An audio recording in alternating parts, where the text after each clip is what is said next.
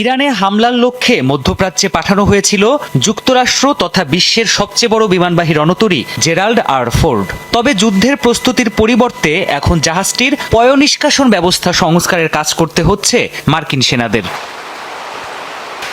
সম্প্রতি রণতরীটির ভ্যাকুয়াম ভিত্তিক sewerage system আবদ্ধ হয়ে পড়েছে। টয়লেটের নোংরা পানি উপরে উঠে আসছে, দুর্গন্ধে সেখানে শ্বাস নেয়াই এখন কষ্টসাধ্য ব্যাপার।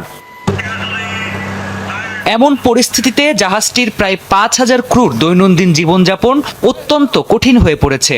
এত মানুষের জন্য অল্প কিছু সংখ্যক টয়লেট থাকায় দীর্ঘ সময় লাইনে দাঁড়িয়ে থাকতে হচ্ছে তাদের। প্রতিনিয়তই বাড়ছে স্বাস্থ্য ঝুঁকি। বিশেষজ্ঞরা বলছেন, দ্রুত সমস্যা সমাধান না হলে আর ইরানের সাথে উত্তেজনা আরও বাড়লে ব্যাপক বিশৃঙ্খলা তৈরি হতে পারে সেখানে।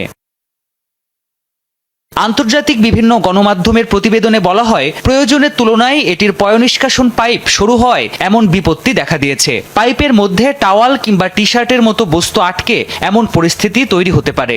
১৯-২০ ঘন্টা ধরে কাজ করেও সমস্যার সমাধান করতে পারেনি রণতরীটির সামরিক প্রকৌশলীরা। তবে এবারই প্রথম নয়। চলতি বছর জানুয়ারিতে ভেনেজুয়েলায় সেনা অভিযানে যাওয়ার পথেও বন্ধ হয়ে গিয়েছিল রণতরীর সুয়েজ ব্যবস্থা।